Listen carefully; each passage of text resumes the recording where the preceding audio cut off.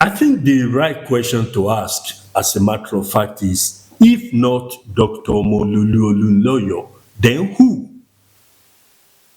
And if not at a time like this, then when? Okay?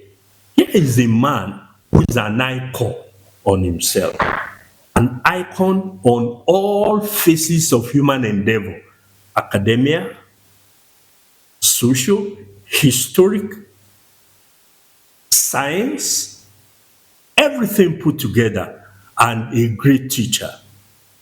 You know, he has a cerebral brain that is in itself legendary. Until he died, his faculty was correct. And he has made untold inputs into the development of Oyo State in various fields of human endeavor. And what is more, he was director of the same polytechnic that a few people are quarreling with. He was director in 1970 when the Ibadan Polytechnic was established. And he was that at the age of 45. Okay? Now, he was so sought after that the Kwara State Polytechnic at that time hired him to come and be director after he left Ibadan here. So he was that good and he was that recognized. So you begin to ask, what is the force all about? And the lingering question is, are our students well tutored in the history of this man? The Seyi Makinde administration respects our students a lot and they know it, and we defer to them. But on the unprovoked protest that happened yesterday, I think it's a mile too long. And government has done its homework. We found out that the man is worth the renaming. And it's not the first one, if you come to look at it. It is not the first time that any government will decide to so do. Ogun State Polytechnic is now Moshood Abiola Polytechnic. Even the University of Ife was renamed in 1987 after Chief Obafemi Awolowo in deference to his relevance to the Yoruba land. And none of this renaming has changed or withered the quality of academics that's going on there. So, and this happening at a time when the students should actually be in their locker rooms studying because it's examination time. It's a distraction they do not need. So we disagree with them humbly. We disagree with their protestation. And we believe that what Oyo State government has done is the correct thing to do. We must have a sense of history, you see. It's incorrect.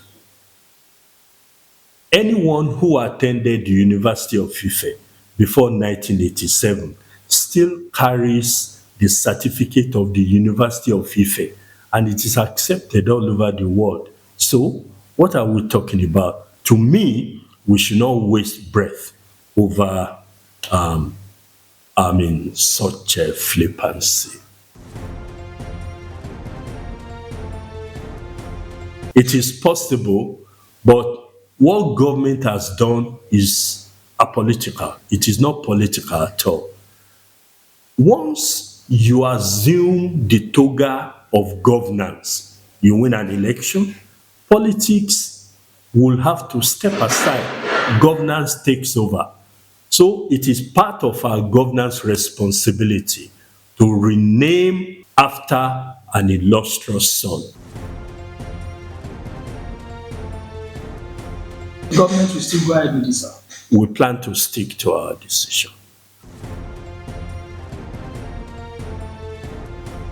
On all fronts, either education, agriculture, infrastructure, and the general development and motivation of workers, Oyo State government, and this not because I'm saying it, but Oyo State government has done far more than any other administration that I know of. And I should know, I have served quite a number of administration in Oyo State since 1999. To date, under Uncle Amadishino, he did his very best and he succeeded in his own right. Under Governor Alawa Kala, between 2007 and 2011, he did his damnedest best and he put in place certain structures that are indelible. He did his best. Under Governor Seyi Makinde, the first term, and climbing into the last 2 years of the second term, 6 years in all, Governor Seyi Makinde has done more than any other governor ever did in this state. You speak about education. Of course, under him, the establishment of an additional university ensued. Not only this, the care of teachers. You have a situation where over 15,000 teachers are employed in 6 years. That is a veritable record by all means. And you're talking about having the largest number of secondary school students, over 500,000, being catered for by this administration. Structures either too dilapidated are being improved upon over time. And at the primary school level, you have well over 2 million pupils there. Okay? So, and again, that is the largest in the federation. So in terms of education and more, government has done very well. In terms of infrastructure, of course, everybody knows that we are putting in place structures of legacy. And we are not just constructing roads, 350 kilometers of roads in 6 years. It is simply a record. There is no other word for it. It is a record. And they are not only in terms of numbers, in terms of quality too. Okay? Such that every contractor that will work in Oyo State will have to sign an undertaking depending on the structure of the roads. Contractors will sign that if this road is damaged simply by the result of weaknesses in the structures constructed, the contractor will have to go back to site and repair without government spending a dime. So we have this contract 10 years, 20 years, like the Ogbomoso is saying, New Express Road, the Alakala Memorial Express Road, and you have the Iseyin Ibadan.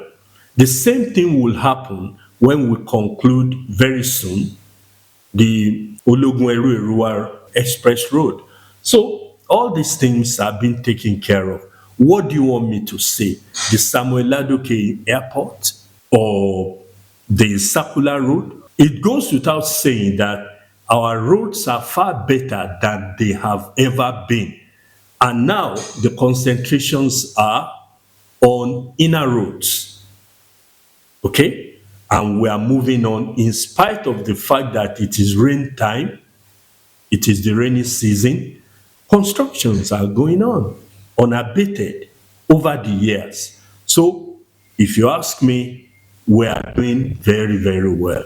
And it's instructive that what Governor Seyi Makinde has been able to do in the past 2 years far outpaced what he did in 4 years. That means he's running against the usual trend that when you are spending your second term, you get complacent because you ain't coming back. No, he has done more in the past 2 years than he did in the first 4 years of the first term. And we are still counting. And another assurance I can give viewers is that all abandoned projects that we met, we have completed. And we are not going to leave any abandoned project by 2027.